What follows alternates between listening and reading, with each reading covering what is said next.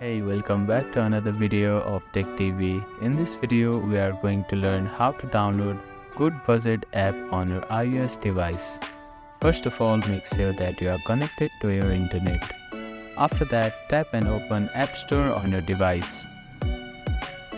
Now click on the search bar and type in GoodBudget.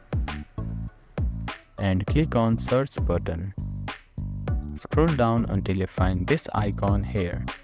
Click on it and click on Get button. Now you need to verify using your Face ID, fingerprint or passcode.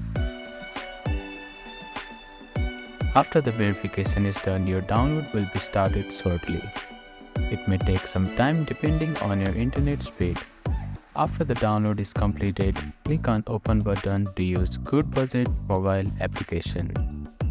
So that is how you can download GoodBudget application on your iOS device.